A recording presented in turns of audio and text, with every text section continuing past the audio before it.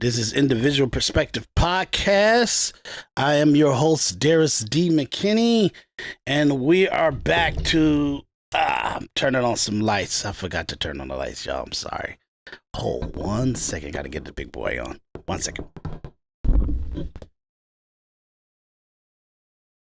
Okay, that's much better. Much better. You know what I mean? You got to have at least some decent lighting, gorilla. So yeah, look, y'all, that's why you guys got to support us. You got to come on, show us some love. I know you guys got favorite podcasters and everything out there, but you need to kind of jump on what we're doing.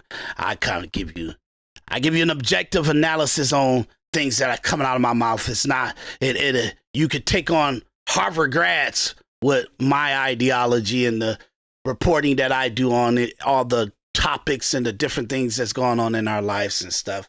So, one of my things is I don't really like how,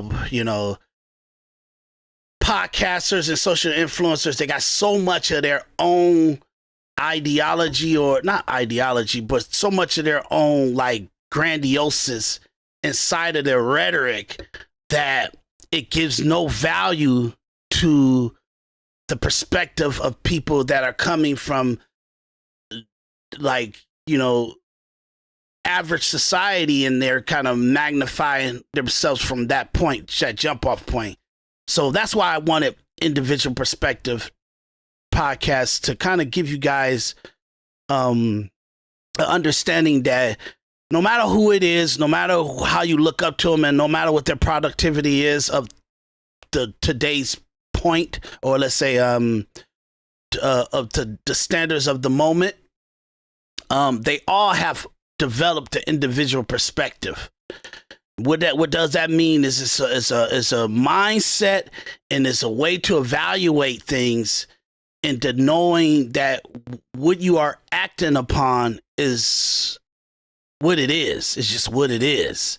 And in knowing that you're a true, and everything that you do and how you move is in the stepping of an true objective analysis, means that you don't have any regret, right or wrong, where you're going and what decisions you're making, and what the pitfalls or the pros and cons of it.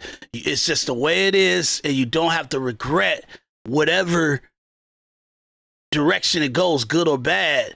You know that this is the best possible move or decision that you could have made, and you don't have any regrets for that. And that's what your favorite Patreon podcaster or social media influencer, and your real estate moguls, or your movie stars, or your musicians, or your politicians, and the powerful people that let mentor you, that's where their driving point is their mindset is an absolute.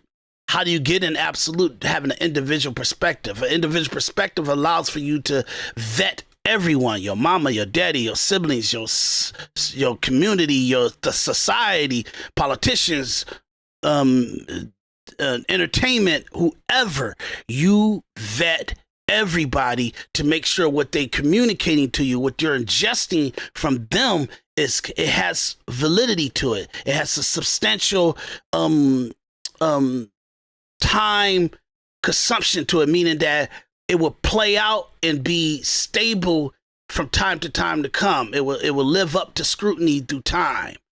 That's what an individual perspective allows you. It gives you the innate and impulse to vet, to make sure when you take on something and then you start to advocate something, or a perception, or something you heard, or something you learned, or that you know that where you're communicating, what you're incorporating into your behavior, into your knowing, into your knowledge, it has validity to it, it has factual analysis to it, and you know how to communicate it in your own way because you know it's the truth, and you are able to just tell the truth to what it is. You don't have to embellish it, you don't have to do anything to inflate it. It's the truth always sounds entertaining. It's always good story or communication structure to it. It's always good when it's the truth. You get what I'm saying? So start falling a little bit more in love with telling the truth and being extremely objective in your communication and having objectivity in your analysis, and you'll have an individual perspective, and no one will ever be able to kind of, like, how can I say, make you where you're a legend in your own mind, and you're a fool, and you haven't even analyzed the things that you're communicating and the advice that you're trying to give to someone, you know.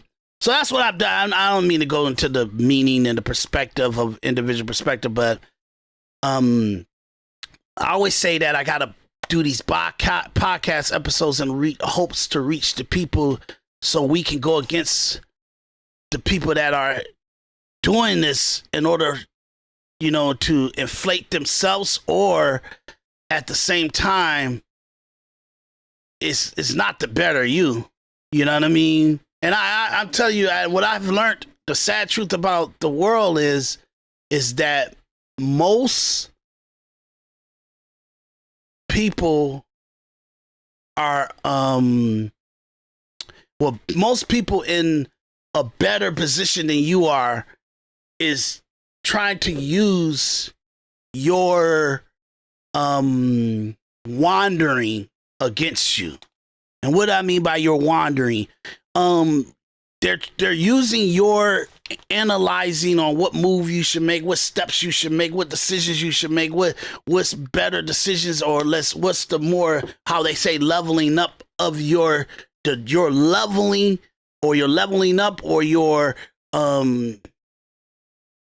path to where you're trying to get to, your goals and everything. They're using your inconsistency or your wandering against you. So when they tell you, hey, this is how you need to make yourself be more focused and make yourself be more determined, and you need to find your path and all the other stuff, you need to be structural to your path, they're using that rhetoric against you, where it's already self-knowing. So something that you already understand about yourself and what your pros and cons are, and what's the thing that you need to work on the most, you kind of know it already. And humans, somehow, we're addicted to self-assured information. So we would do something that we already thought of doing, that we already have the ability to do. We'll do it even more efficient or consistent when somebody of higher value economically or status tells us something that we already told ourselves, to affirmate what we already told ourselves, and then we do it. Okay? So I'm saying, when you get an individual perspective, you and your counsel is vital to you. You get what I'm saying? That way, everybody else, when they communicate you take the good and you take the bad, you take what can be ingested, what can be ingested, but they didn't help you because you already were doing what you needed to do, and all they did was just put some gasoline in your car. Put a battery in your back. That's what we're doing. Okay? Look, I apologize for taking 10 minutes to kind of give you the perspective of individual perspective. You know what I mean?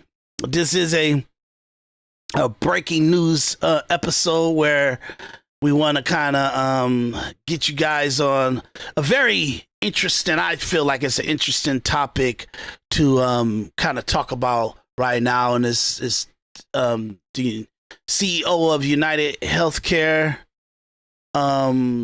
company. He got assassinated on the streets of New York.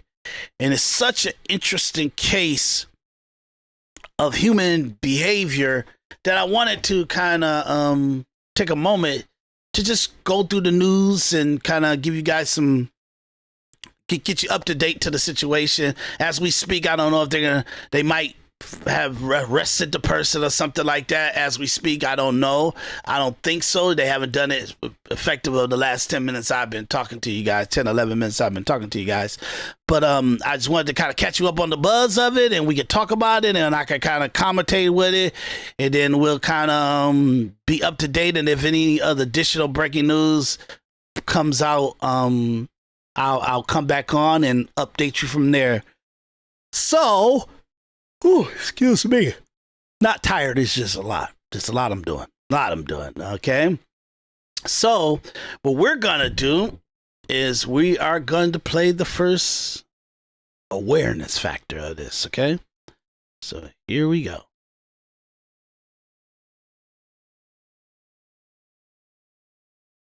Okay, I don't hear my audio. What's going on, y'all? What's going on? Just give me 1 second, guys. I want to find out why we're not hearing the audio.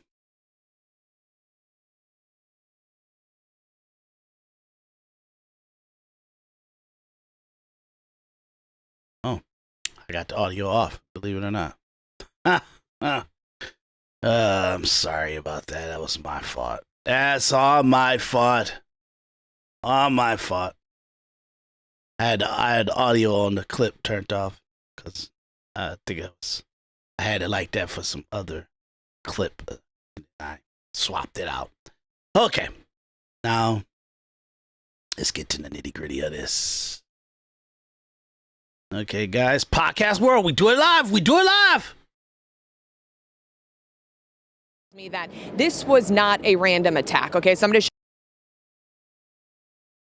now. So there was a deadly shooting in Midtown Manhattan early this morning, and unfortunately, the CEO of United Healthcare is now dead. Alexis McAdams is on the scene, is just right near Fox News studios. Alexis, what do you know? Hey, Dana. So this is all still developing. It only happened in the past couple of hours, but I just got off the phone with an NYPD source who tells me that this was not a random attack. Okay, so I'm going to show you where this all happened, setting this up for you right here in Midtown Manhattan. This is also, to lay this out, right, one of the busiest times to be in New York City in the entire year. We have the Rockefeller tree lighting later on, massive crowds, and this is happening just blocks away. So on their left-hand side here, okay, in Midtown Manhattan, you can see the Hilton. Well, that's where I'm told by police sources that the United Healthcare CEO was walking out this morning around 6:45, heading to a very important annual meeting here for the healthcare company when somebody was waiting for him, according to sources outside across the street, and shot him not once, but twice, once in the chest and once in his leg. Okay, so back here, we can kind of tell you this is all still developing here on the ground. The NYPD has a lot on their hands, like they always do, but especially right now during the Christmas season. So they're trying to figure out exactly what played out here. We're hearing they're going to hold a press conference here in the next hour or hour and a half, Dana, to try and calm some fears, because when people are watching at home, whether you're in New York City and you live here or you're visiting and you hear that there was a shooting where a man was killed walking outside of a hotel, they want to know, is that suspect still on the loose? Right now, we don't have that information on that suspect specifically or who they're looking for, but I'm told that he had a mask on and gloves, and they believe he was waiting for that healthcare CEO. I'm going to step out of the way again so we can kind of zoom in here as this is all still developing too. On your screen, you can see that police tape and the crime scene there set up. But Dana, you know from walking around here not far from Fox News studios, this is a busy time, right? And a lot of foot traffic. So for this man to come out, Brian Thompson, 50 years old, of that hotel at 6:45 in the morning just off of 6th Avenue and get shot in the chest, a lot of people Alexis, are very nervous about what's going to happen next. I'm very familiar with that area. So that is also the Hilton residences, right? So, I mean, some questions I think you do not know the answer to, but let me just raise them here. Was he going to a meeting there? Did he have a room there? Was there going to be some sort of a conference there? Is that a place where you could have maybe a breakfast meeting as a business? Yeah, so she asked the question that the lady said already. You know what I'm saying? So he was going to a meeting and everything like that, and he crossed over. Like, obviously, wherever he crossed over, where he was coming from, it was going towards that Hilton, or maybe he was coming out of Hilton or whatever. And then how she said it crossed over. But I can't really take this initial, because this is like one of the first newscastings of this even happening. So it's too much information that's not known yet. But and she said that he got shot in the chest and shot in the leg. Actually, it was a entry and exit wound. because he got shot in the back and it came out the front. If she's talking about he got a chest, so obviously it was an exit wound, and he shot him in the leg too. Probably, I don't know, that's the second shot because his aim looked pretty accurate in the photo. So I'm gonna let them talk for just a little bit more. I don't really want to hear the anchor's commentary about it because it's just all redundant conversation. So hold 1 second. Person, you want to get your day started early? Yeah, so as of right now, what we're hearing is that he was just staying at this hotel. United Healthcare is based out of Minneapolis or based out of Minnesota, so he was in town for this annual business conference. He was reportedly heading on his way to that conference to try and just have his latest meeting that then United Healthcare did postpone after they found out about this. What they said was a medical emergency in the beginning. So we're trying to figure out exactly what happened, but to know possibly, he was targeted, and then his family and friends at this time still, haven't been notified, I was told by some sources. So they're still trying to work this thing on the ground. But it's a stunner of a story, and it has all the markings of a hit job.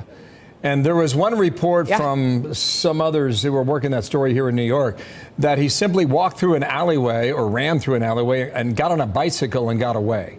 Is any of that verifiable now, or is it too early? So I was told he was on foot. So when we talk about this, like you said, when you're looking at this crime scene, you're setting it up to talk about a hit job. That seems kind of like what it was, because this is where he was, according to these police sources. So you can kind of see over here where the Ziegfeld Theater is.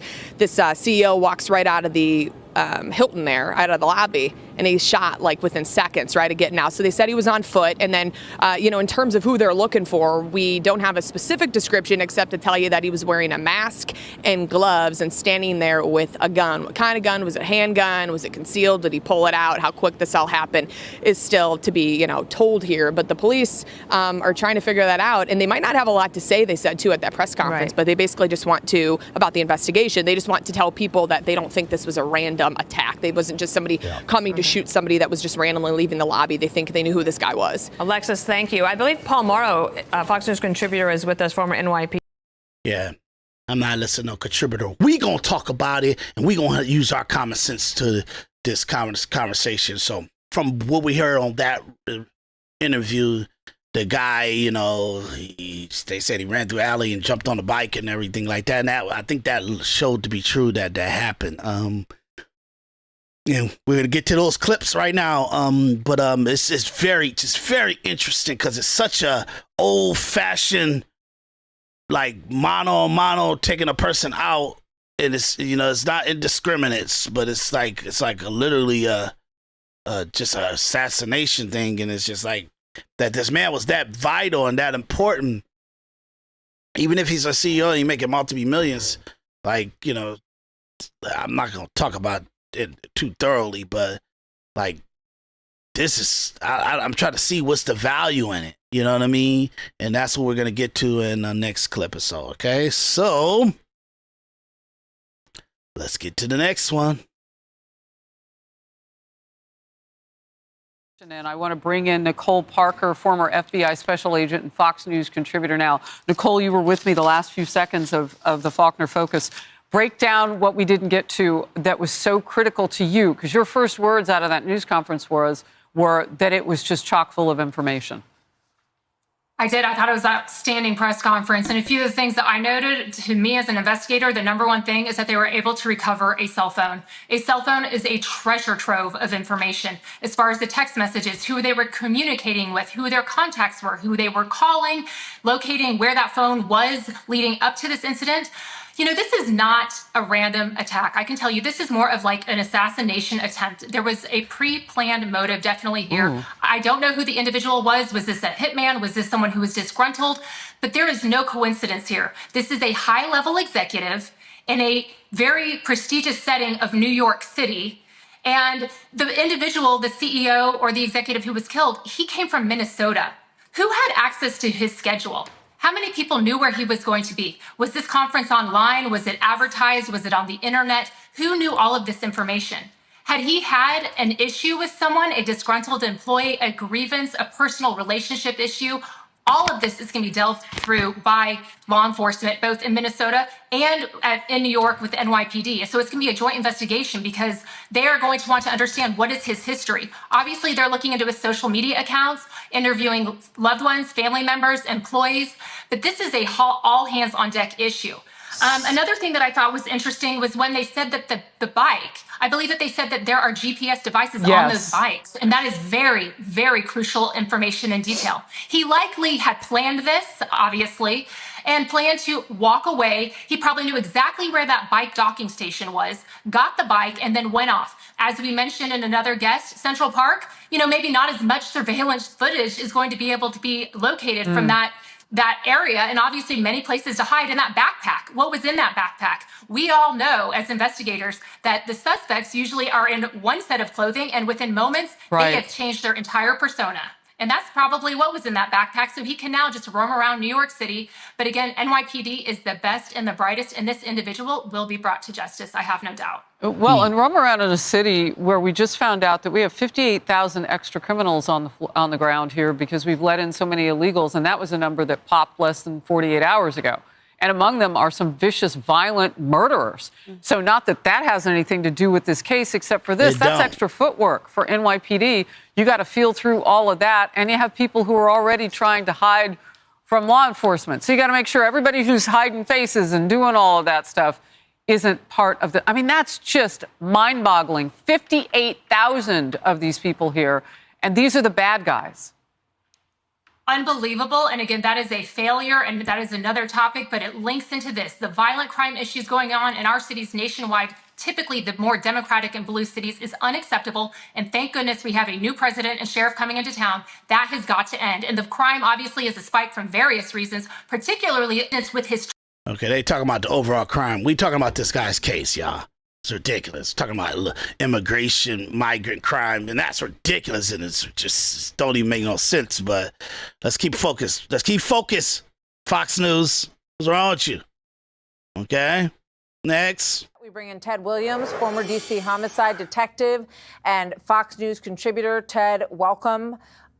This is obviously a tragic day for his family. He has two young children, and his wife had said this, Ted, earlier today. She said, quote, there had been some threats. She said, I just know that he said there were some people that had been threatening him.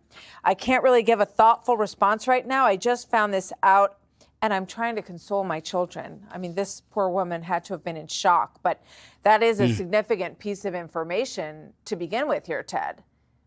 Yes, it is, Martha. And I got to tell you, what a tragedy. But everyone is saying that it was targeted, and I am echoing the same thing. When you see the gunman, there's a lot that you learn about this gunman. First of all, you can see that he is right-handed, that he does use his left hand to support that gun. He knows what he's doing. You can tell that he's proficient in using that weapon. You can see, and I've heard that after he shot Thompson here, the gun jammed. He was able to clear that jam and continue to shoot that gun. And at some stage or another, as you know, he ran away, got on one of the e-bikes, got into Central Park, and they haven't seen him since. Yeah. So, Ted, I'm going to ask the control room to show us the full shot of his face, the shooter's face. Take that lower right photo full across the screen. Now, this is the best photo I've seen in terms of his features and the upper part of his face. It strikes me that if you know him, you're going to know him from this picture, right? They're going to know him from the picture. From the eyebrows and the nose, they're going to know him. Boy, I tell you, man, like, look. And he does use his left hand to support that gun and continue to shoot that gun. And it's control room to show us the full shot of his face, the shooter's face. Take that lower right photo full across the screen. Now, this is the best photo I've seen in terms of his features and the upper part of his face. It strikes me that that's if you why know him, if you looked at my like little clip that I had showed, like I did one like literally before I went on air. I went to go I did the recording, then I went to go do something, and then we did this episode pretty much that's gonna pretty much have the body of the story in it. And then I was telling you guys, they said that he went into a Starbucks the morning of the kill, and which I think that's either extremely just novice or not even novice, because he had some calculation to it. He was very methodical how he executed this, but it was either like where it's not his like business to kill people, but for this situation, it was a little normality, comfortability that he had there, where he would actually go and do a coffee and put himself in a situation. I don't even think he had gloves on and stuff like that, where they could track him back. And I even seen when he was kind of, after he got through the cup, he kind of on a corner where it was actual city camera, he kind of put it in the trash there so they could kind of look up his DNA if they could find his DNA like that. But if he's not a criminal, then it don't matter about his DNA. But the fingerprints, they probably can get it from the cup. You know what I mean? Stuff like that. I have no idea if he got latex gloves on or what it is that we see his hands see through us or whatever. Weird stuff here, y'all. But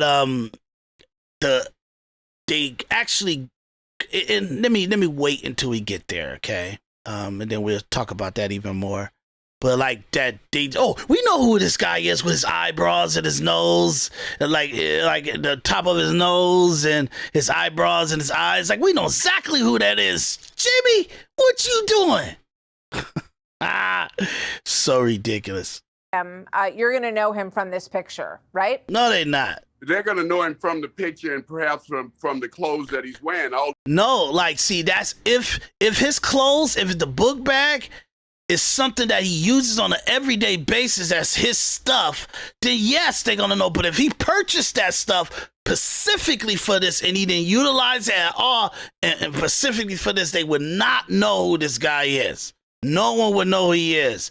Probably by his walk he will, because he do got like a very like metrosexual walk. You know what I'm saying? Like a guy that lives in some kind of luxury or at least some suburban environment, that he's just like such an ease to his walk, and he's like the happy wanderer, but he's a wild killing happy wanderer.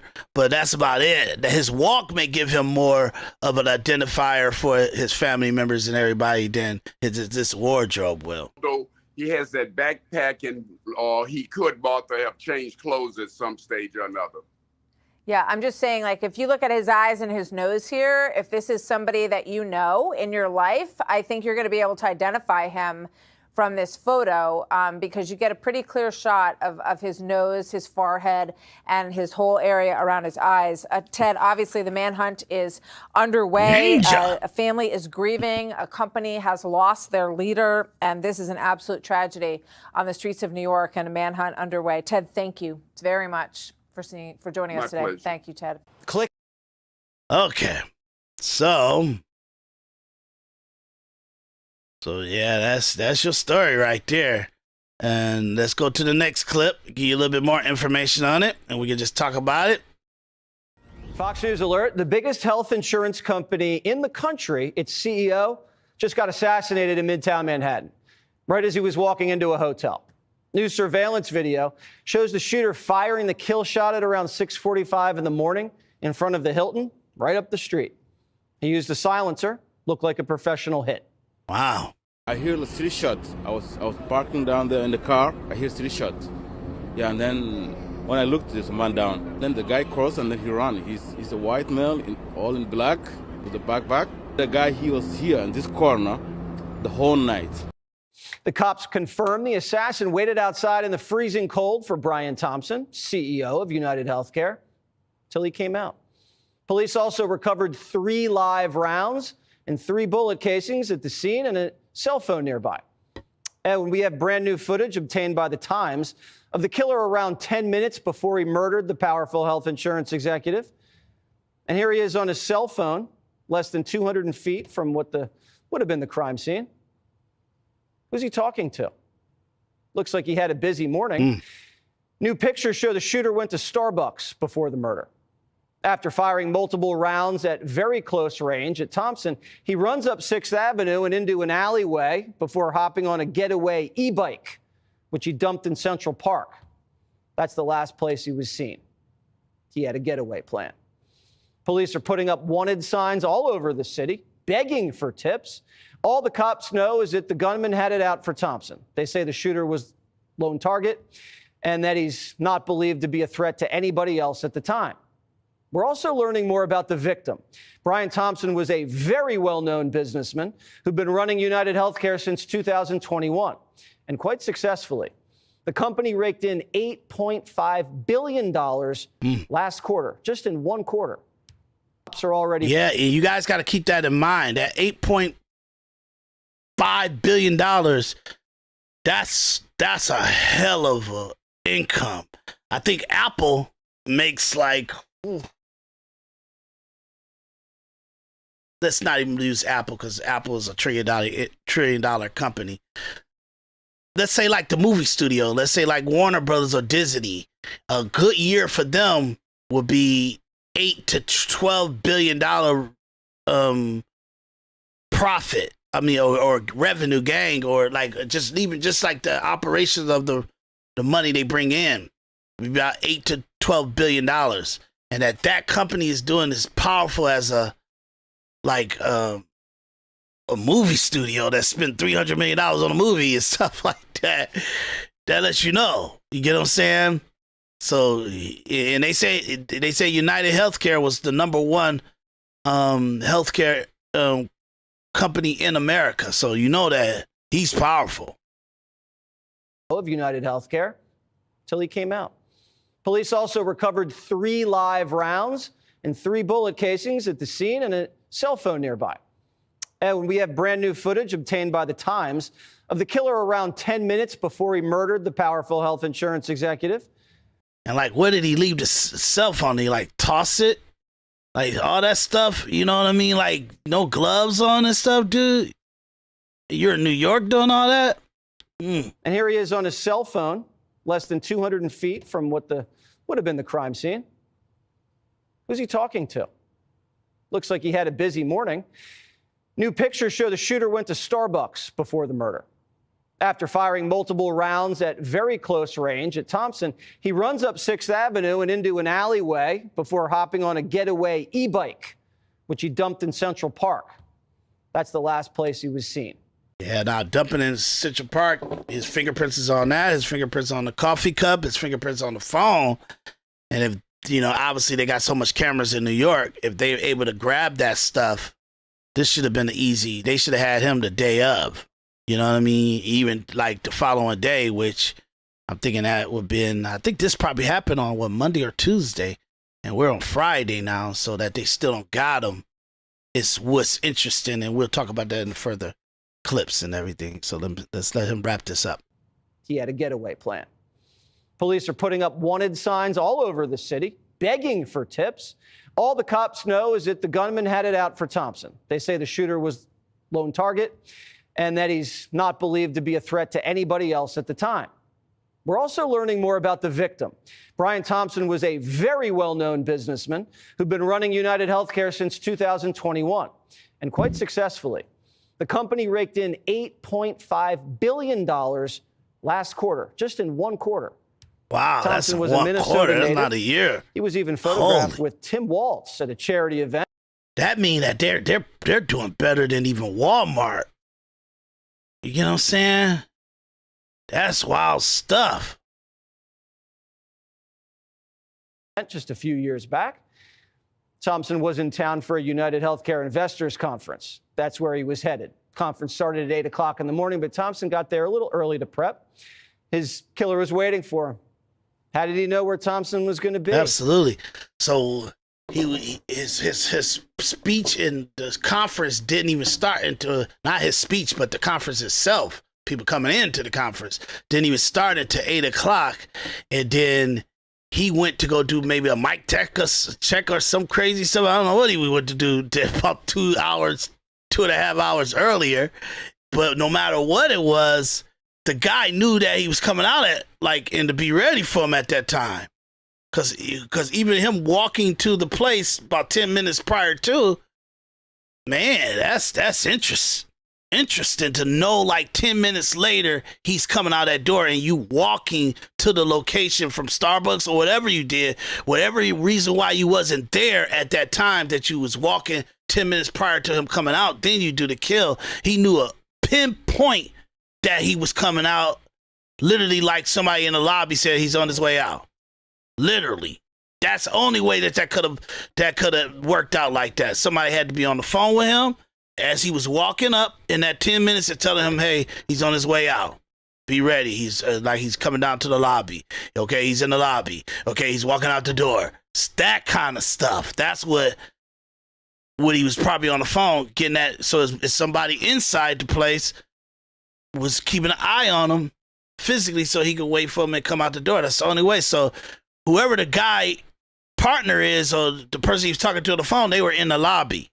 Common sense to tell you that. Or they were waiting outside his room door and they follow him in the elevator and they tracked him and coming down the elevator, then to the lobby and then the lobby out to the door.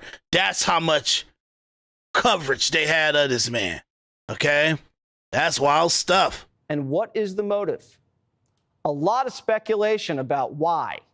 And the cops are already poring over his personal and professional life.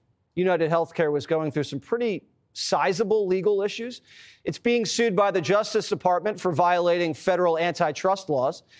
And according to a report from Cranes from back in April, the DOJ was looking at company executives, including Thompson, for insider trading. United Health didn't tell its shareholders about the federal probe. Senior executives, including Thompson, reportedly sold millions of their own shares before the story hit newsstands. Thompson was never charged. Others speculate it could have had something to do with United denying claims at a very high rate. Thompson's wife says he's been threatened over that before.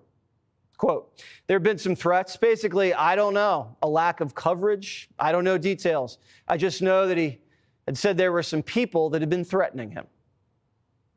John Walsh, former host of Yeah, we don't have to listen to the commentary from the guy from American Most Wanted. We're good. We like John Walsh, but we're not gonna occupy our time with that. That's a lot of information, man. A lot of information. You know what I mean? His wife said that he was threatened before, or they do some it's your insurance company is crazy when you got life insurance on people and people go for a claim and you deny them and everything. That's not good, But look, I don't know.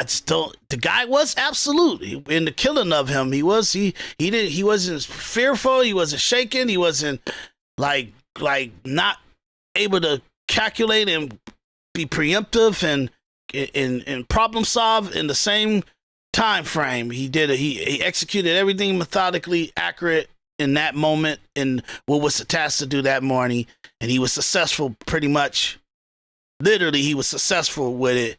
If he didn't get the coffee, if he didn't drop the phone in the trash or put the coffee cup in the trash or the phone in the trash, all that stuff, you dispose of that when you get in clearance. Say you don't do it in the crime scene area. Look, I know. Don't flag me, YouTube. Don't flag me. I'm just saying it's common sense stuff. But maybe I've been watching too much movies. I'm sorry, but this is bad, and that's the situation that happened with this. Okay, let's go to the next clip and let's see what this is. We start with Chanley Painter with the latest on the manhunt happening right now. Hey, good morning, Todd. So we are learning that the shooter may have left a message on evidence found at the scene where 50-year-old Brian Thompson was gunned down yesterday morning outside a New York City hotel. Police releasing this chilling surveillance video showing Thompson. You can see when he fires the gun and the guy he kind of goes forward, so he got him on that hit, and then he shot him in the back and in the leg or something like that. So he must have shot him 2 times while he was on the ground from the position he was at. You know what I mean? They're not letting us see that but that's wild stuff. That's how accurate he was. That's some spooky footage, man. Watch that. Watch it. Todd, so we are learning that the shooter may have left a message on evidence found at the scene where 50-year-old Brian Thompson was gunned down yesterday morning outside a New York City hotel. Police releasing this chilling surveillance video showing Thompson in the blue blazer. I don't know if this guy to the right is like a valet driver or somebody, but boy, he's right in the midst of it. Fired at close range. If this guy was a sloppy guy, he would have shot him too, but he didn't. He shot 3 times, only this guy, and knowing that it's a witness right there to the right. Wow. Very interesting. I know they showed this again, but as you watch it and you see this, you see the smoke coming from the gun, you know how really effective his whole situation was. Morning outside a New York City hotel, police releasing this chilling surveillance video showing Thompson in the blue blazer as a masked man walks up behind him, even how he twitches his body. We paused the video right before the several gentleman that got shots were fired at close that lets range. you know he caught it. I want to be clear. At this time, every indication is that this was a premeditated, pre-planned, targeted attack. After the assassination, the gunman escaped through an alleyway before hopping on an e-bike and disappearing into Central Park. Yeah, that bag is expensive too. It's like my drone bag and stuff. That bag is very expensive. It's like about $100, $80 to $100. I wouldn't be surprised if it was $150 because it's really stylish. It's really good. It's a good bag. Police are still searching for the man, releasing these images of the... Yeah, his coat is pretty up there too. I wouldn't be surprised if that coat was like, ooh, yeah, ain't no throwaway coat. It's like I'll say that coat is about a good $600-700. I wouldn't be shocked if it was like $300 to $800-900. I wouldn't be shocked if it was that. So you're talking about he's kind of wearing like with the book bag and his and the coat, just those two things itself, and the style and the material that I'm looking at. I'm looking at the footage is good enough that I could tell you the fabric of that stuff, and I'm telling you, you're looking at $1,000. That book bag and that coat at the least $1,000. That could range from $1,000 to about $1,500. His coat and the book bag. So if that's his throwaway stuff, that's pretty expensive. It's very expensive. The suspect taken at a Starbucks right before the shooting, and now we are learning some clues as to a possible motive found on evidence at the scene. According to the New York Post, quote, the NYPD is investigating the possible message, which appears to include the words deny, depose, and defend written on live rounds and shell casings left behind by the masked assassin. The United Healthcare CEO was in New York for an investors conference. He was a father and a husband from Minnesota. His wife telling Fox this, quote, Brian was an incredibly loving, generous. Isn't that interesting? They're making $8.5 billion a quarter. That means worst case scenario, they're making $16 billion a year. Worst case scenario. If their quarters like that, worst case scenario, they making $16 billion a year. That's what other quarters falling off a little bit. You get what I'm saying? And then he's in New York to meet with more people, giving them more money, more billionaires, millionaires, giving them more money in order to make United Healthcare Company even bigger.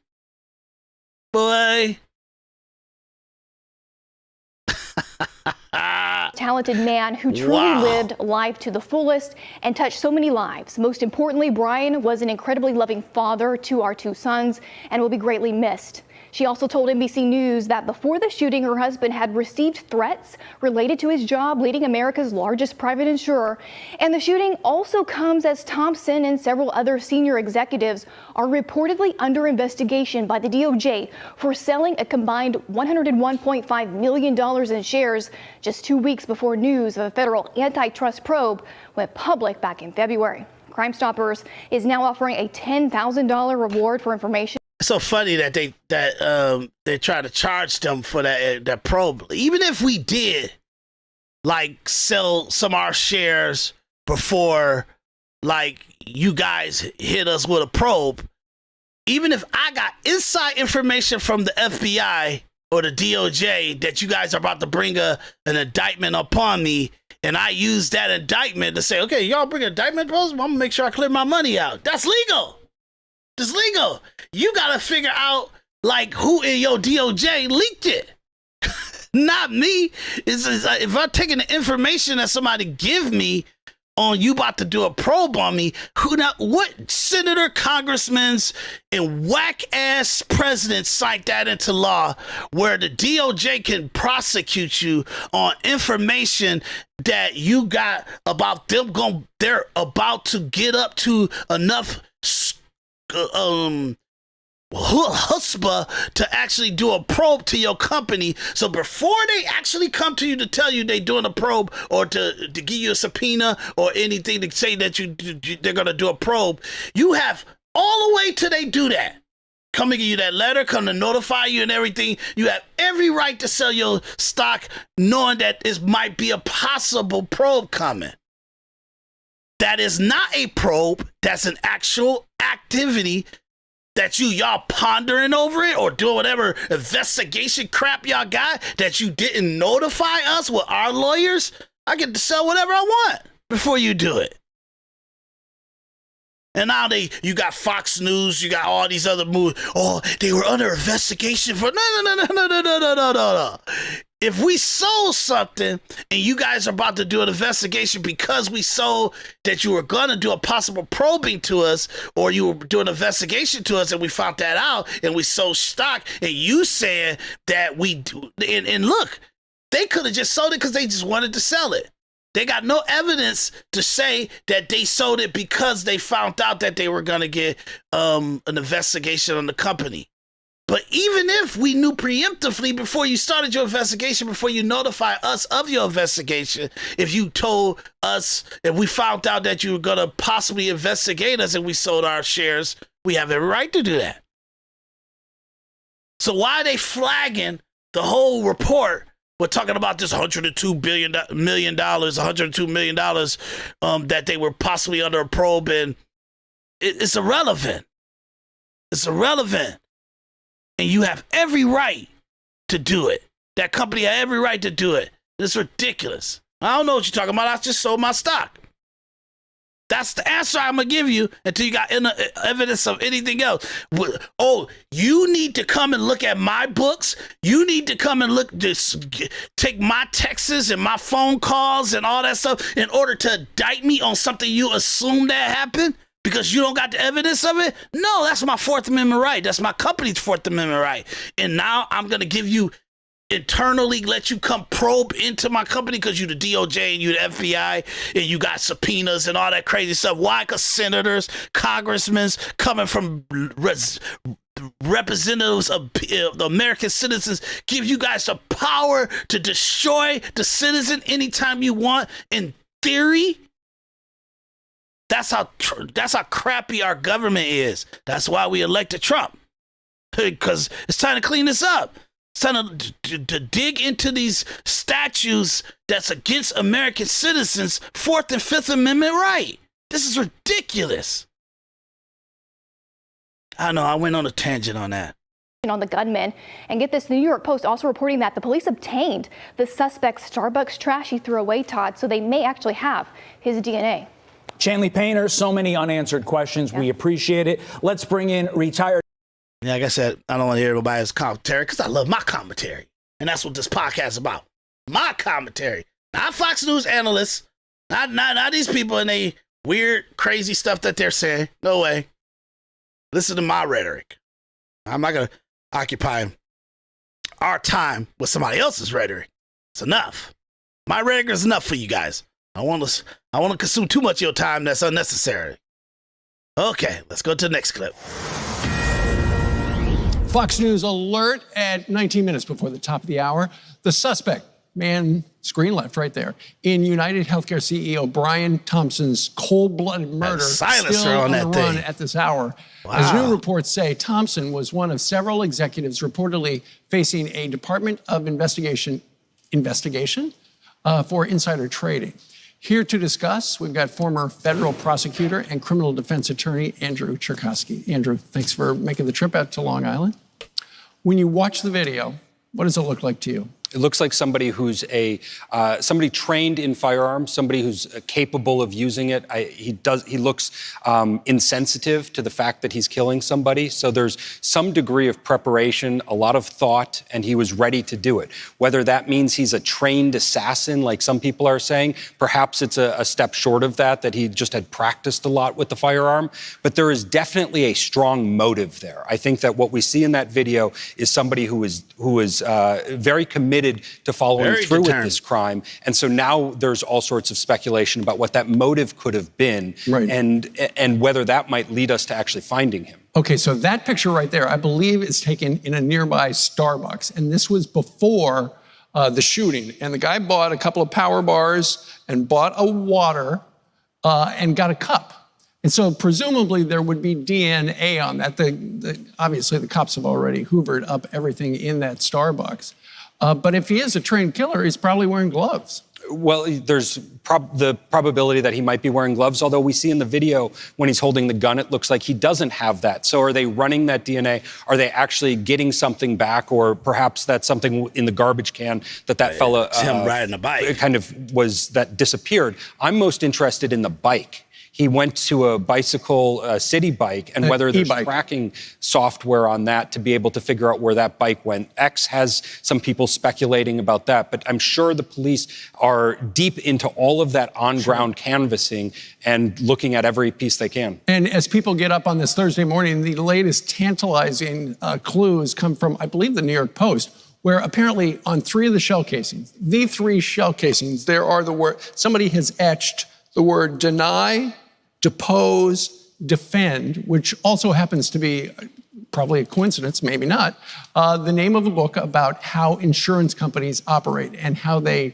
essentially work to not pay you. Right. So there's many motives that I think people are identifying as a possibility. Is this somebody who's disgruntled with United Health? Hold that right there. Post. Because they're saying that on the 3 bullets that he fired on the shells, it was deny, defend,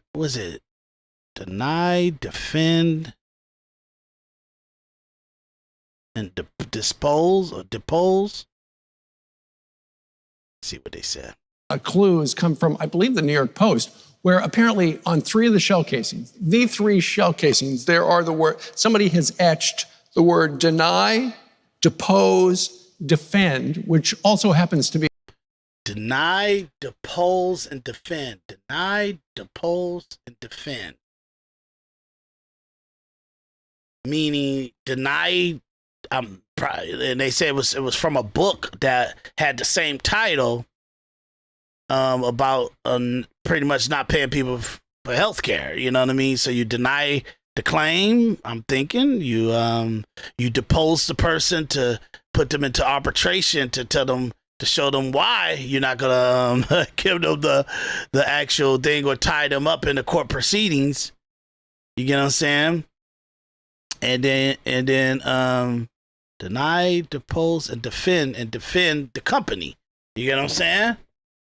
Wow, it's interesting. I'm just assuming that's what the book means. To deny, depose, and defend. You're defending the company from the decision and to make the substantialness of the United Healthcare company, and that's interesting because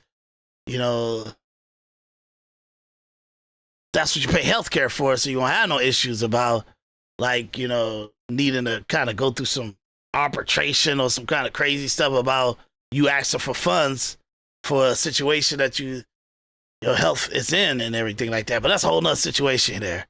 So that's interesting. Probably a coincidence, maybe not. The name of a book about how insurance companies operate and how they essentially work to not pay you.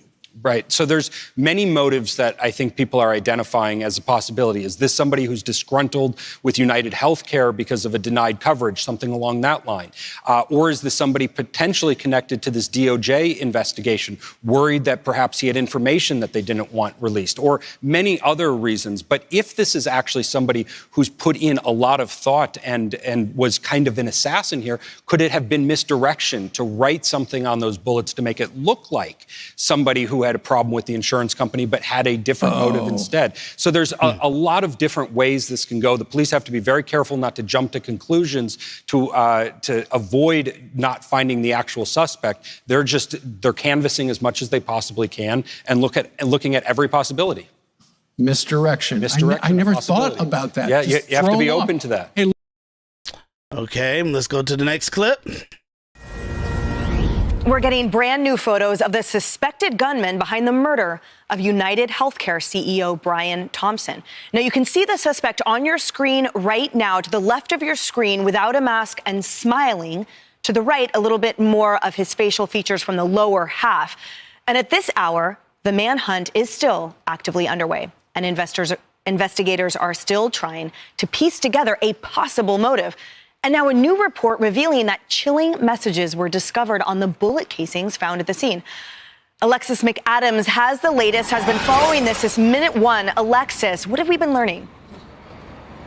Hey, Emily. Well, we know, right, from being around here right near Fox News headquarters, there are lots of cameras here in Midtown Manhattan. And there are also some cameras nearby in the Upper West Side where I'm told by a police source those new videos and photos were taken. So I want to pull them up there on your screen because you can really see this guy's face now. The New York Post is reporting that those photos were taken at a nearby hostel where they believe this gunman was staying.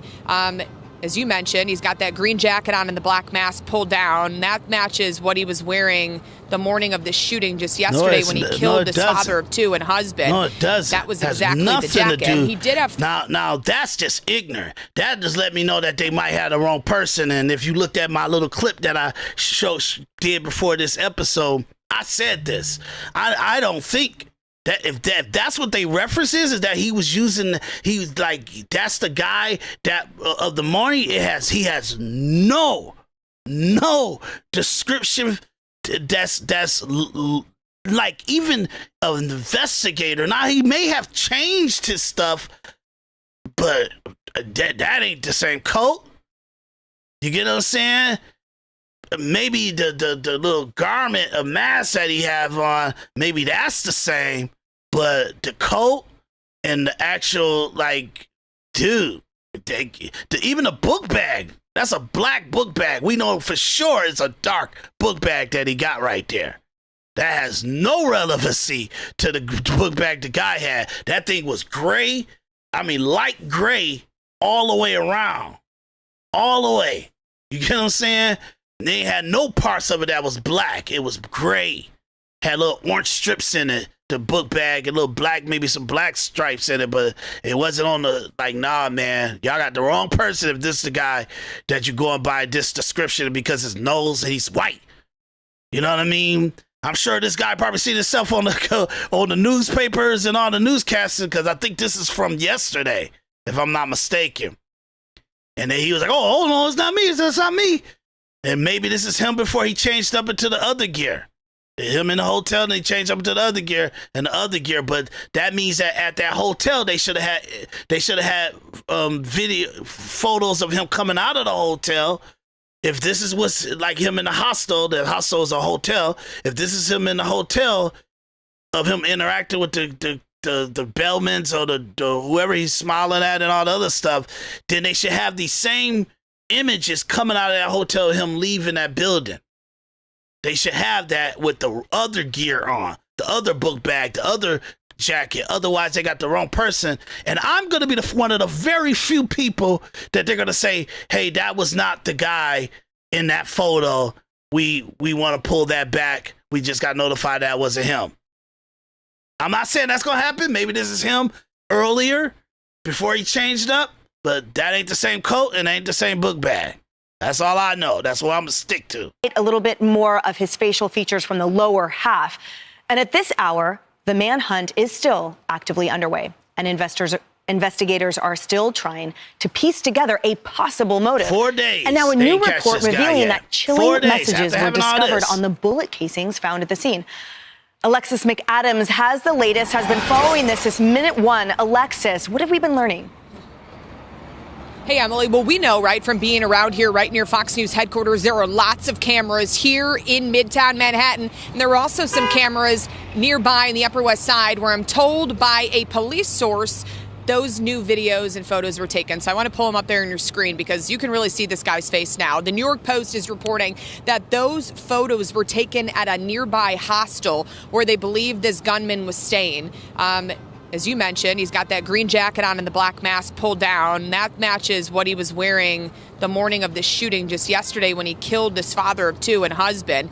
That was exactly the jacket. And then you can see him there, too, where the hood's pulled down a little bit and he's got a backpack on. Back out here live, there's new pieces of evidence that just keep rolling in. Not even the same. So, for everyone watching at home that weren't sure if they were going to be able to track this killer down, they're getting pretty close to it from what we're hearing on the ground because they have his face, and then they also have some DNA evidence that they're working on to process, we're told, by two police. Not unless that's the guy. They just didn't release it to the public. They didn't release it to Fox News or to the newspaper outlet. If that's what y'all got, you don't got the guy. You don't have the guy because you're pinning him because of some relativeness that he's a white male with an actual black face mask underneath his neck and stuff. That's the only similarities. Well, three of them. He's white. He's got the little mask on, and that you assume they gotta have video. If they got that video from the hotel, then they got video of him with the other outfit on and the other book bag and the shoes, and they just didn't show it to us to let us know that this is the guy. But right now, from effective of this clip, they're accusing a guy of something that he ain't got nothing to do with. And because of some knucklehead, low IQ relative comparison that they're giving, because he got a book bag and he got a coat with a hoodie and he got the mask under the neck, is they giving relevance and similarities to him. They might be absolutely right because they know that that's the same guy because of this. He left the hotel in the other gear, but they already got photos and video of that him in the other gear. So there's no need to show that. Let's show you how he came in, how he checked in, and when he was kind of moving around the hotel and staying at the hotel. Let you see how that looked because that's a little bit more revealing to his features. But this is how he was the day before or the earlier part of or not even the early part of that day, but let's say the night before and all the other stuff. This is how he looks not in his disguise and stuff, and this is how he looks in his disguise, but this is the same person because we watched it on the video of when he checked in and when he kind of was moving around the hotel, and it's the same guy that we see as he leaving the hotel, so we know it's the same guy. So this is his face, and when he's in a attire that we can see his face, and this is him wearing a whole different gear, book bag, all that stuff, meaning that the guy spent about $1,000 on random coat and book bag that he about to throw away. Okay, it's got too much of an identifier, so he can't really be using it around his family and everything with this plan around the country. So it's a throwaway, and I'm telling you, you're looking at him have a book bag that's about $100 to $150, a coat that's about another $800. So I'm saying, let's say $500 to $800 worth of gear that he's just throwing away.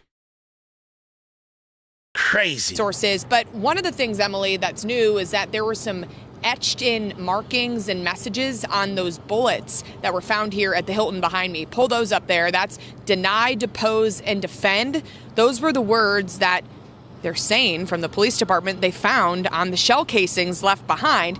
The words are similar to a title of a book that condemns the insurance business. The book is called Delay, Deny, and Defend, so it's a little bit different, but you kind of get the gist there. It was written back in 2010 and just rips the insurance industry for their lack of coverage for many Americans. The shooting was caught on camera. That was the first initial evidence they had in the case. You can see the United Healthcare CEO, Brian Thompson, walking there. Then he's shot.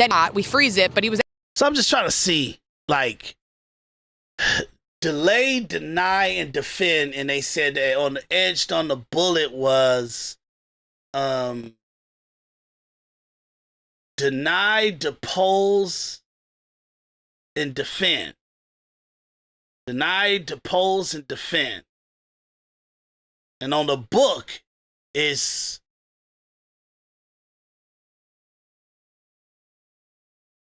delay, deny, defend. Delay, deny, defend. Deny, depose, and defend. Coverage for many Americans. The shooting was called. So I guess the delay would be like you've been deposed, so they could go through a court proceeding, and I guess he has had it different, or just how they reporting it is different. Interesting, though. Caught on camera. That was the first initial evidence they had in the case. You can see the United Healthcare CEO, Brian Thompson, walking there. Then he shot. We freeze it, but he was actually hit in the leg. He kind of turned around and looked at that gunman. The guy didn't stop shooting. He shot him again, this time in the chest. We were told he was waiting there for Brian Thompson. I want to pull up some new other photos that we've been getting into the newsroom. This is the gunman there for anyone watching at home that might recognize him. He was at a Starbucks before he went to this shooting scene. We were told he bought a drink, threw something out in the trash, and that's what they're using right now to try and go through that evidence to track him down. Brian Thompson led one of the biggest health insurers in the country. He worked for United Healthcare for about 20 years. The 50-year-old was a dad of two young boys who were in high school out in Minneapolis area, and he was also a husband. Thompson was only supposed to be here in New York for a couple of days because he was supposed to speak at this Investors Day conference at the Hilton Hotel in Midtown, and his visit ended here with his death. And back out here live, you just gotta think too for a second. We're right before the holidays in New York City and all across the country, and this mom and these two sons find out, Emily, in Minneapolis, their dad's not coming home from a business trip. He left to fly here on Monday. So it's really a sad situation as we do try to track this killer down. He did have threats against him. Outlets were told by his wife. What were those threats? Were they about his job? Were they about United Healthcare? We're not sure just yet, Emily. Yeah, Alexis, devastating for the family, frightening for those of us here in New York City. We know you are on it. You are on that breaking news and with your tight sources there at NYPD and beyond. So we'll be sure to check back in as developments arise, Alexis. Okay, so let's go to the next clip. That's interesting, man.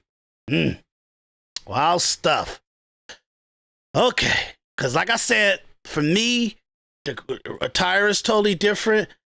They referenced it saying that this was him minutes before the actual him doing assassination. If that's true, they have the total wrong person in this image right here, because we know for sure he changed his coat and he changed the book bag. That's a black book bag. Okay, so we know that for sure. So we know they got the wrong person if this is minutes before. But that's how the lady reported it, saying it was moments prior to. We know that they got the wrong person then, unless he did a major change, and maybe the other stuff is underneath that coat. And where's the other book bag then? You get what I'm saying? That's what I'm saying. It's just too much. So so I'm going by that. But let's go to the next clip to see what the latest is. All right, a manhunt still underway for the gunman responsible for killing United Healthcare CEO Brian Thompson. New photos of the suspect released as investigators say he was lying in wait before shooting the CEO from behind. And now new evidence from the crime scene may reveal a possible motive. Retired NYPD Detective Pat Brosnan is with us. Thanks for being here, Pat. Good to have you on, but under horrible circumstances. First off, what have you been able to conclude? Awareness. The only reason why I'm letting them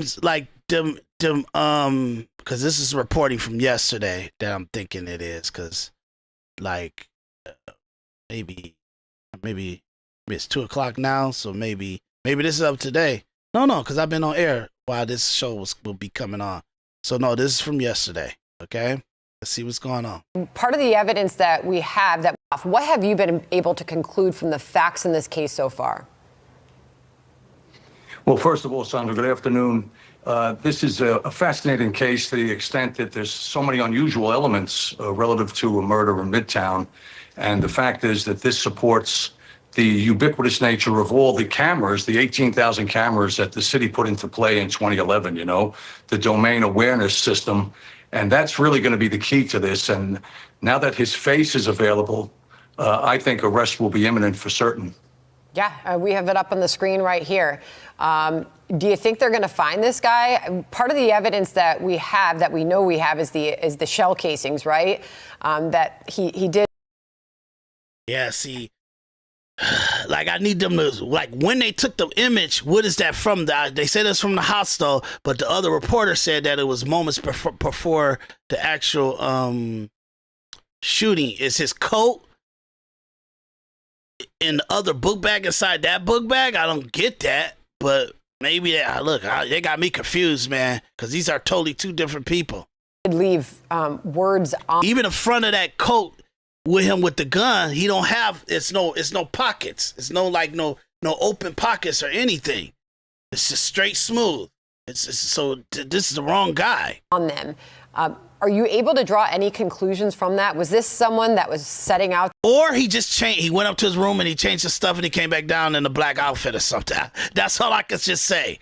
If that's moments till, maybe that's what happened. To obviously send a message, but words on the shell casings, have you seen that before?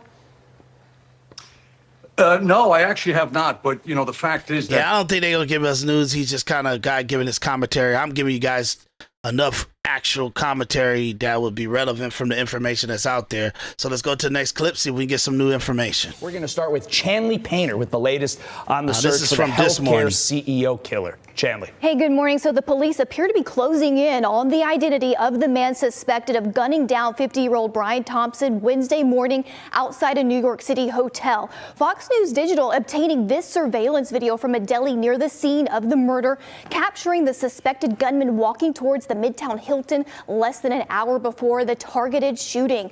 Police sources now revealing the suspect arrived in the city more than a week ago on a Greyhound bus from Atlanta before checking into a hostel in the Upper West Side using a fake ID, paying in cash, and so then they got the guy, or they know who he is. He must have left the city or something. If he came in a week ago, Jesus, that's interesting. And that coat and everything with the mask. I mean, with the coat with the other book bag must be like a something that he has when he's living his life and he's been normal. But the other one, the one that we're seeing with the gray and the black coat, that's his throwaway stuff, his assassin gear. You get what I'm saying? So that's interesting. Is now revealing the suspect arrived in the city more than a week ago on a Greyhound bus from Atlanta before checking into a hostel in the Upper West Side using a fake ID, paying in cash. These photos were taken at that hostel, the first images to show the alleged masked assassin's face, smiling. Reportedly in a moment, he pulled his face covering down to flirt with the hostel clerk. Police sources saying he shared a room there with at least 2 other men. What I heard is that he stayed on the 407, like really next to the bathroom, like right next to mine. I'm used to violence because I'm from Rio de Janeiro. There's a lot there, but like not that kind of like cold and meticulous and professional killing. Police sources also revealing to Fox they have a cell phone. So if this is the guy, because they talking to a group of people in a hostel, so I guess that's like some kind of shared apartment or something like that. So he's sharing with people, like total strangers. Like if you were doing Airbnb and then you kind of renting rooms out to other people in the Airbnb. They got nothing to do with each other, but they kind of somewhat bump into each other because they rented the room out in there. And these guys, they tracked them down to these guys where these guys are giving testimony on the news now. So that means that this is a hippie thing. You get what I'm saying? Meaning it's a political junkie that kind of like anti-system, anti-healthcare coverage or something like that. Maybe something happened to one of his family members or something. I don't know. But this is something that's like a radical, like really doing something to kind of make a statement to something that specifically happened to him. Because if he's seeking out this CEO under the United Healthcare, then that means that it's a personal connection to this guy. And then he's cheap and frugal, where he's renting it with other people that know of his identity and his true identity and what he and who he was. Even if they was to show his face or something, they would have relativeness to him. He's flirting with the store clerk lady that was to show his face on the camera when he could have just. And I understand you got to check in, so she got to see your ID and stuff. So you should be. I'm pretty sure he put on his face just to show us the ID and the mask and stuff like that, but still he's doing so much like hippie stuff that's not calculative of a person that's been stealthy. You don't even know, supposed to know that they there or not. You should have no relativeness to them or not, because they wardrobe, everything that they do, it should have no connection to when they checked into the hotel. You should not be able to see any relevancy there or references or any similarities there as much as possible. And certain things, him going to the Starbucks, him throwing the stuff in the trash, him, you know what I mean? You know what I mean? And then him living in a hostel with 2 other strangers just to be frugal with the money or something like that. Dude, I don't know what that is. That's too hippie. It's too hippie for me.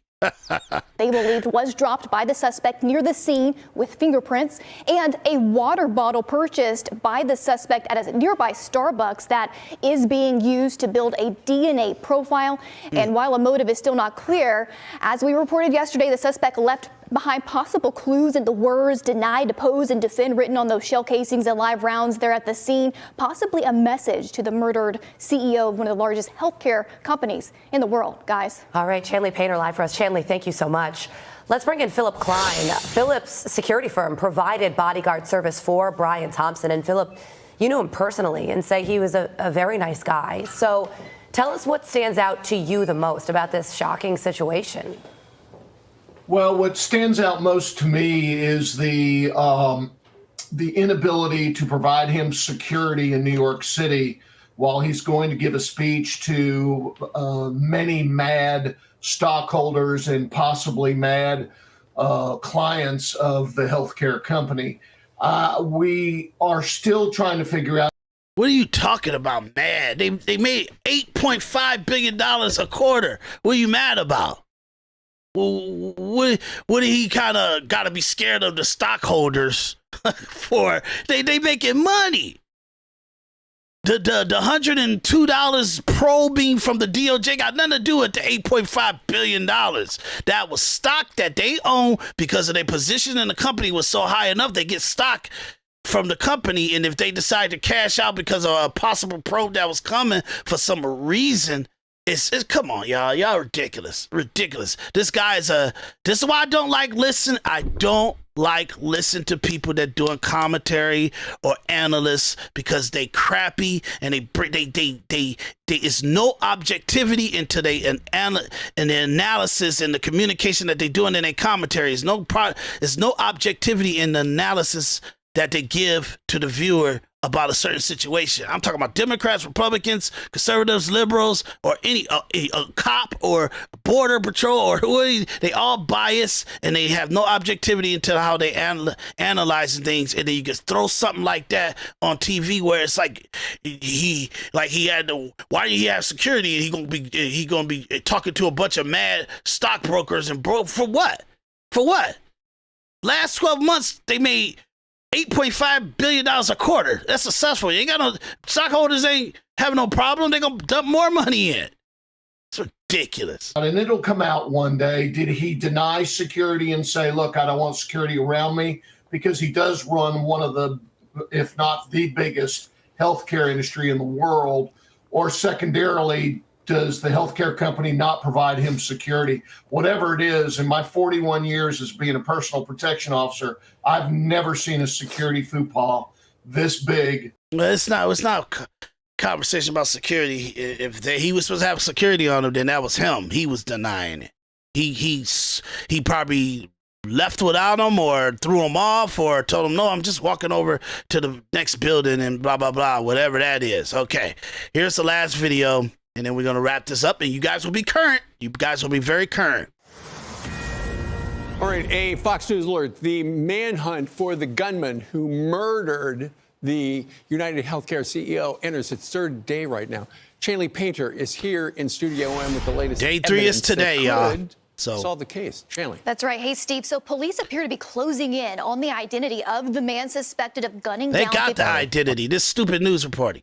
They got the identity. If that's the guy, he came in a week prior to, and that was his checkup, his check-in gear. Then they know who he is, and if they can link him to the guy with the other. If they looking at the cameras of the hotel, then he walks out the hotel with that same gear on, it's most likely this guy when they checked in. So they didn't let us see him walking out of the hotel with the gear on, about to do the assassination, because they know we have. Maybe they said we already released enough imagery with him with this wardrobe. This is how he looked when he checked into the hotel. So this is the right guy. It just to different times and stuff like that. And they already know who he is. And obviously he came in by Greyhound by bus to come and do the job to fly under the radar. Then him needing to leave ASAP, he took a flight. I don't know, but this is ridiculous. They should have automatically had this guy, entertained this guy by now. You know what I mean? I don't know what's going on with this. All right, a Fox News lawyer. But it was some foreigners in that hostile. I might have to go back to that clip. They listen to that hostile guy again and listen to that report again. But let's wrap this up. The manhunt for the gunman who murdered the United Healthcare CEO enters its third day right now. Chanley Painter is here in Studio M with the latest evidence that could solve the case. Chanley. That's right. Hey, Steve. So police appear to be closing in on the identity of the man suspected of gunning down 50-year-old Brian Thompson Wednesday morning outside a New York City hotel. Police sources revealing to Fox that they have a cell phone they believe was dropped by the suspect near the scene with fingerprints and a water bottle purchased by the. So he dropped his cell phone. He wasn't able to secure that stuff in the bag. Like, wow. Ridiculous. The suspect at a nearby Starbucks that is being used to build a DNA profile. So maybe he kind of pulled it off, but the aftermath of it, he was nervous or something. Wow. We are also learning the suspect arrived in the city more than a week ago on a Greyhound bus from Atlanta before checking into a hostel in the Upper West Side using a fake ID and paying in cash. These photos were taken at that hostel, the first images to show the alleged masked assassin's face smiling. Reportedly, in a moment, he pulled his face covering down to flirt with the hostel clerk. Police sources saying he shared a room there with at least 2 other men. What I heard is that he stayed on the 407, like really next to the bathroom, like right next to mine. I'm used to violence because I'm from Rio de Janeiro. There's a lot there, but like not that kind of like cold and meticulous and professional killing. Police are also homing in on the type of gun used in the murder. A firearms expert telling Fox this. Yeah, he didn't really say anything. He talking about.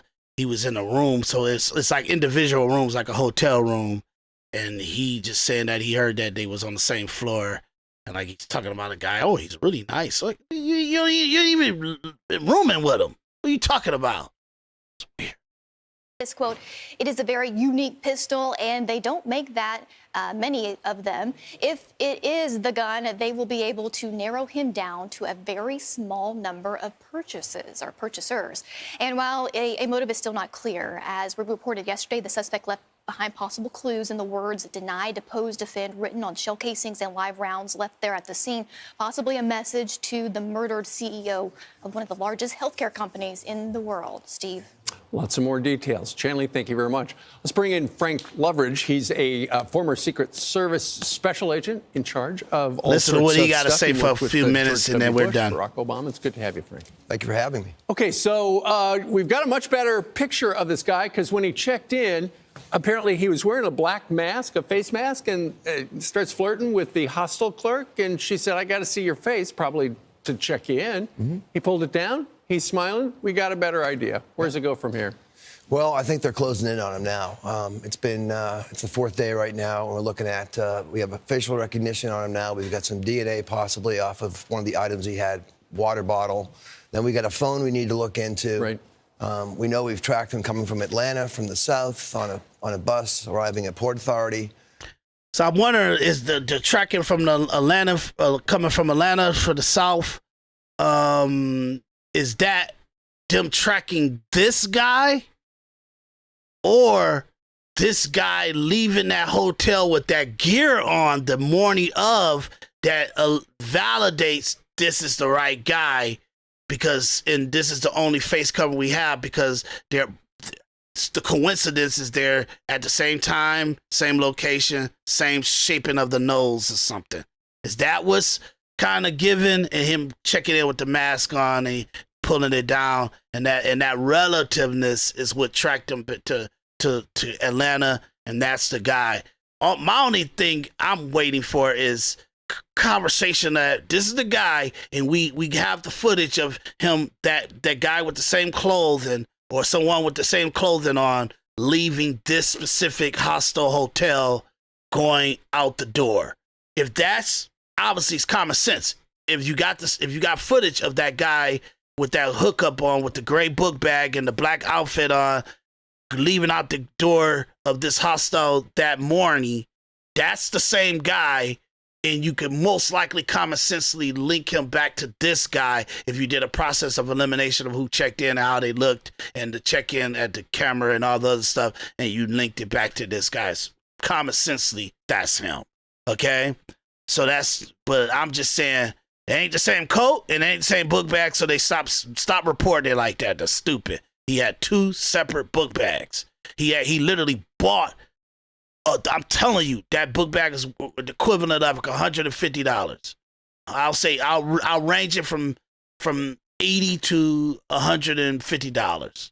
So I don't know why he didn't have to pay that much for a book bag. And then his coat was a really good coat, and that coat was like a good few $100s. If it's something really name brand type of thing, it probably was up there in the $800 area, $500 to $800 area. So you're talking about $600 to $800 worth of junk in order to just throw away. You know what I mean? So I'll listen to what this guy had to say, and then we'll wrap this up, and this be it. That's up to, because this reporting is this morning, and this is pretty much what we seen yesterday. And you guys be caught up, and then we'll come back in with a breaking news if they catch him and everything. So we've got great photos from that. Hey, look, NYPD did an amazing job at putting this together by running all those camera feeds together and basically pinning them down and getting these great shots. Right. So I think it's going to be just a moment of time before we have them in custody. Well, it does seem like he made some sort of mistakes, and the cops here are good, and they've now got a pretty good picture of who they suspect. Mm-hmm. All right, Frank, we also have some pretty good pictures of something nobody can explain in New Jersey. I got a note from our doctor. Okay, they might go into another segment, but okay. Okay, guys, so that's the most current information about the United Healthcare worker. The United Healthcare assassin killing the United Healthcare CEO Brian Thompson. So that's the most accurate information that we have.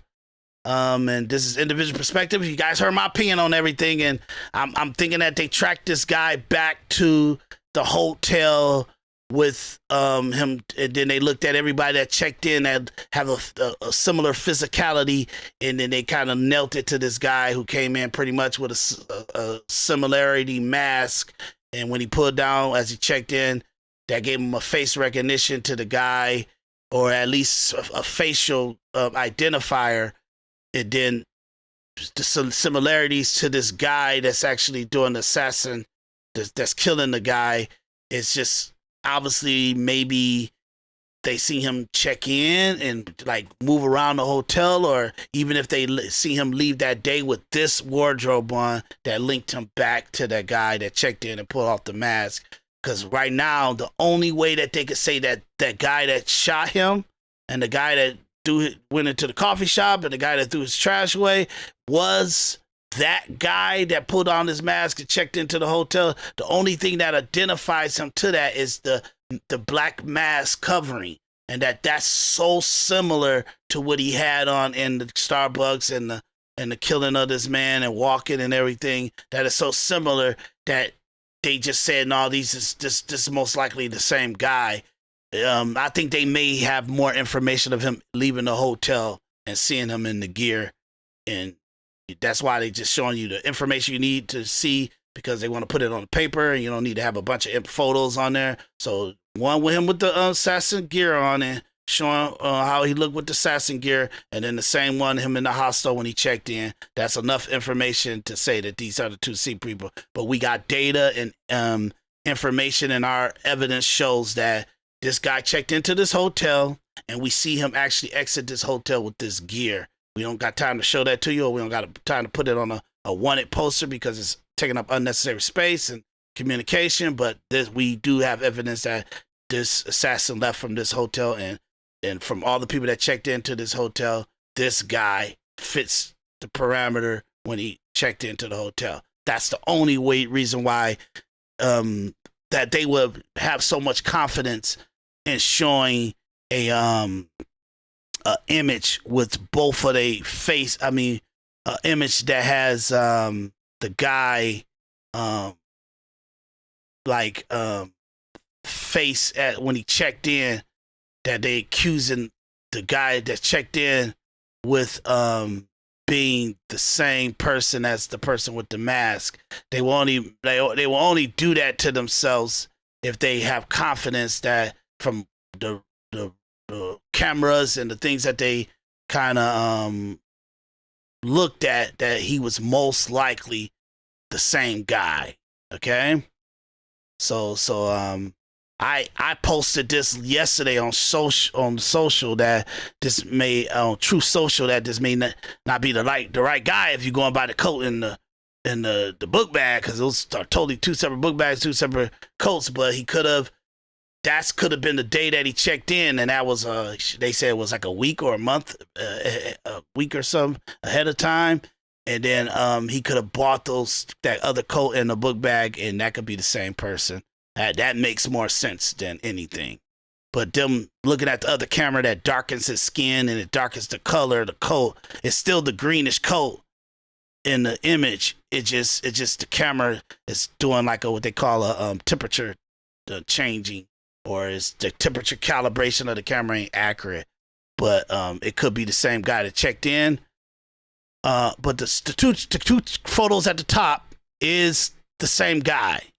That's the same guy with the green thing. It's just the other camera, or whatever they did with even just the probably maybe the newscasters or whoever the person that did the article and gave the photos. They might have changed the temperature of the one photo so to make it look like it's a darker coat, like how he was on the day of the assassination, but it's not the same book bag and it's not the same coat. So that was stupid to just do that. Or maybe it's just like they just didn't just take any time to change the color of it. But the two pictures at the top is the same as that guy checking into the hotel, because that's the same coat and that's the same book bag. That's everything about that two pictures at the top is him. But the picture at the second, at the bottom, he got a totally different coat on. He got his face covered up, mask. He got a different book bag. And so if they got information that it's just too much, or it's just unnecessary photos that they feel that they're giving us. But I'm thinking if they showed these two pictures at the top, you could have showed him leaving that hotel in that wardrobe that he killed the guy in. That would have linked him better to, and gave the people evidence and factual data to say, nope, we got him leaving this hotel in the gear that he killed the CEO in.